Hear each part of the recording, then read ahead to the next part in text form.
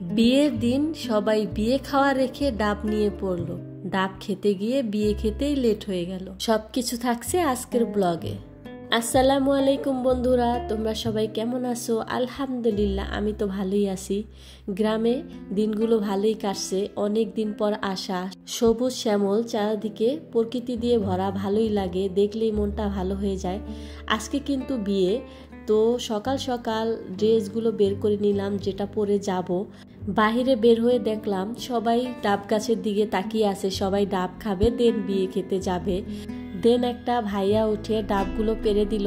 বেশ অনেকগুলো ডাবই পেরেছে, বাট সদস্য সংখ্যা এত বেশি ছিলাম, একটা একটা করে ভাগে পাওয়াটাই কঠিন ছিল। বাট ডাব গাছ কিন্তু আরও ছিল, বাট এতগুলো গাছে উঠে ডাব পাড়া তো পসিবল ছিল না, সময়ও ছিল না। এমনিতেই অনেক লেট হয়ে গেছে, বারবার ফোন দিচ্ছিল যাওয়ার জন্য, তাই ঝটপট সবাই রেডি হয়ে গেলাম। আর বরযাত্রী হয়ে যাওয়ার জন্য কিন্তু সঠিক সময়ে বের হতে হয় সবাই মিলে। আমরা সবাই রেডি হয়ে বের হয়ে গেলাম। 2 মিনিট হেঁটে যেতে হবে, মেন রাস্তায় গাড়ি রাখা আছে, বড় গাড়িগুলো ভিতরে ঢোকানো যায় না, এই জন্য কিছুটা হেঁটে যেতে হবে। সবাই মিলে একসাথে যাওয়ার যে মজা সেটাই কিন্তু অন্যরকম। একটা গাড়িতে করে যে কোনো অনুষ্ঠানে যাওয়া অনেক বেশি ভালো লাগে।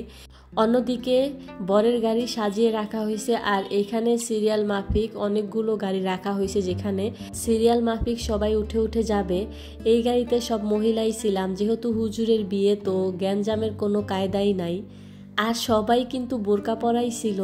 তারা সব সময় পুরুষ মহিলা সব সময় আলাদা রাখার চেষ্টা করছে, যেন কোনো গ্যাঞ্জাম না হয়, আলাদা আলাদা গাড়িতে যাওয়া যায়। এই তো চলে আসলাম নতুন মামিদের বাড়িতে। তাদের বাসাও কিন্তু একটু গ্রামের দিকে, অবশ্য তারা থাকে কিন্তু একবার টাউনে, বাট বিয়ের অনুষ্ঠানটা গ্রামে করার কারণ হলো সবাইকে পাওয়া যাবে, আত্মীয় স্বজন। তাদের বাসার গেট দিয়ে ঢোকার পরে অনেকটা পথ তারা ডেকোরেশন করছে। ফার্স্ট একটা গেট করছে, দেন আবার বাসার সামনে আরেকটা গেট করছে। অনেকখানি পথ হেঁটে আসতে হয়েছে।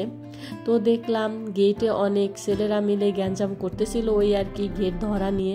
তো ওইখানে রইলাম না, সব যেহেতু ছেলে হুজুররা ছিল, তাই আর কি ভিতরে চলে আসলাম খাওয়া দাওয়ার জন্য আমরা।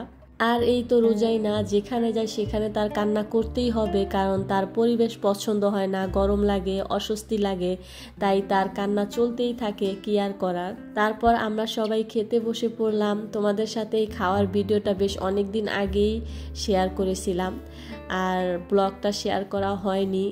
আসলে অনেক বেশি ব্যস্ত ছিলাম, টাইমেই হয়ে ওঠে না। তারা কিন্তু খাওয়া দাওয়ার পর আবার ডেজার্ট আইটেম ছিল, পায়েস, দই আর মিষ্টি। পায়েস আর মিষ্টিটা ভালো ছিল, বাট দইটা আমার কাছে ততটা ভালো লাগেনি, তাই খাওয়া হয়নি।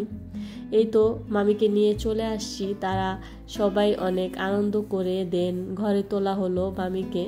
আমি কিন্তু এত ভিড়ের মধ্যে যাইনি, বিকজ রোজাইনা শুধু কান্নাকাটি করে, একদমই ভিড়ের মধ্যে যেতে পছন্দ করে না ও, তো ওকে নিয়ে সবসময় আড়ালেই থাকতে হয়। আমরা মামির সাথে দেখা করে বাসায় চলে আসলাম।